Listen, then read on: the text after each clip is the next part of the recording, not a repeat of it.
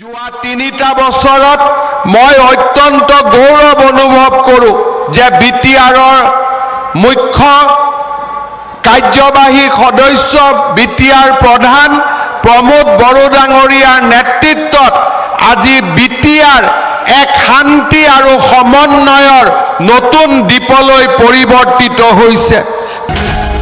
खुलुमबाय आं उदांस्रि बर' दिनै आरो गोदान रादाबजों नुजाथिफैदों। दिनैनि गिबि रादाबानो जादों सा सोनाब चीनआव फैनाय बांग्रिंजों सा 136 सुबुंफोरनि जिउ गोमादों।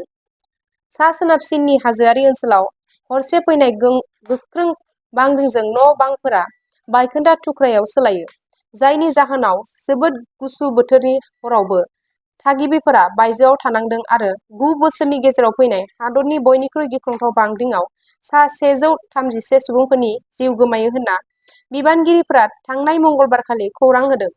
बिबानगिरिफोर आरो चीननि मिडिया रिपर्टनि बायदिब्ला थांनाय समबार हर गेजेराव 6.2 गोख्रोंथिनि बांग्रिं फैयो, जेराव सा 700 निख्रुइ बांसिन सुबुंफोरा जोखोम जायो।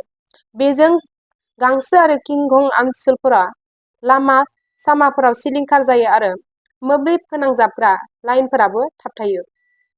इमारजेन्सि मावसुमाफोरा गोदानै बिल्डिंफोर आरो मोनसे हा गिसिखानाय जाथायाव गोमानाय सुबुंफोरखौ नागिरगासिनो दङ।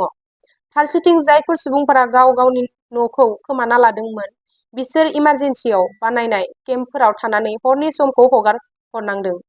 बे जाथायनि सोमोन्दै सासे भुगिनांग्राया मोनसे मोगा-मोगियाव बुंदों दि बिसोरनि न'आ गोमालांबाय आरो बिनि साहा गलानि मोनसे बाहागोआवबो आबुङै बायबायमोन।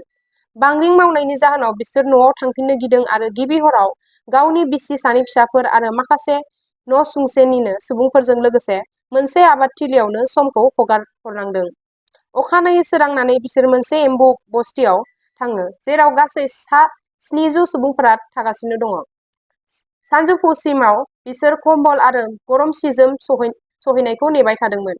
चीन बांग्रिं नेटवर्क मिरुआ बुंनाय बादिब्ला बे बांग्रिंआ गांसुनि जिसिसां काउन्टिआव 10 किल'मिटार 6 माइल नि गोथौआव फैदों, जाय किगुइजों लोगोसे ओनसोलारि सिमनानिफ्राय गासै 5 किल'मिटार 3 माइल गोजानाव दङ। रिक्टर स्केलाव बे बांग्रिंनि गोख्रोंथिखौ 5.9 डिग्री सुनो मोननाय जादों। बे बांग्रिंजों गांसुआव सा 113 सुबुंफोरनि जिउ गोमानाय आरो सा 536 गुबुनफोर जोखोम जानायनि खौरां मोननाय जादों। गाहाय मन्थ्रि पीएम मदीजों बाथ्रा सावरायनाय जायो।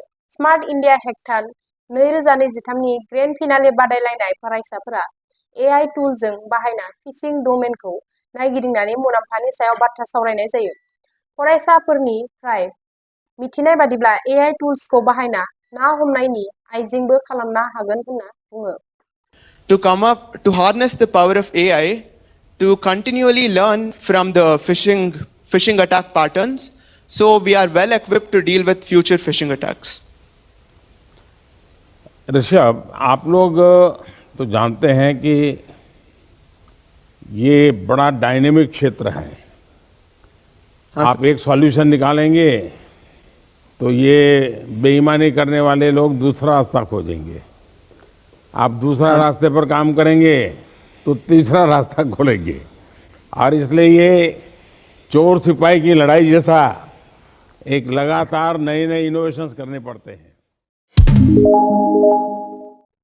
गिबि मन्थ्रि डक्टर हिमन्त बिश्व शर्माया क'क्राझार सहरनि बागानसालियाव बिटिसि खुंथायनि 5 कौटि रांनि फान्डजों लुनाय बाथौ आसारखान्थि आयेन हारिमुआरि मिरुखौ बेखेवनानै होयो। गुबुन फारसेथिं गिबि मन्थ्रिया क'क्राझारनि हानुबारियाव खुंनाय जौगाखां भारत संकल्प यात्रानि हाबाफारियावबो बाहागो लादों। বিটিআৰৰ প্ৰধান প্ৰমোদ বড়ো ডাঙৰীয়া, শ্ৰদ্ধা ৰাইজ, বড়োভূমিৰ সম্পদ আৰু সম্ভাৱনাক গতিশীল নেতৃত্বৰে আগুৱাই নিয়াৰ যাত্ৰা আজিৰ পৰা 3 বছৰ পূৰ্বে আপোনালোকৰ মৰম, চেনেহ আৰু আশীৰ্বাদ শিৰত লৈ বিটিআৰত ইউপিপিএল, বিজেপি আৰু জিএছপিৰ মিত্ৰজোঁটৰ চৰকাৰ গঠন হৈছিল। পূৰ্বৰ যিখন বিটিআৰ চৰকাৰ আছিল, সেই চৰকাৰখনৰ দিনত পৰ্বতসম দুৰ্নীতি আছিল, বিটিআৰৰ উন্নতি ব্যাঘত হৈছিল বড়ো অনাবড়ো ৰাইজৰ মাজৰ সমন্বয়ৰ সাকোডাল ভাঙি গৈছিল दिनैनि रादाब एसेनोसै गोजोन्थों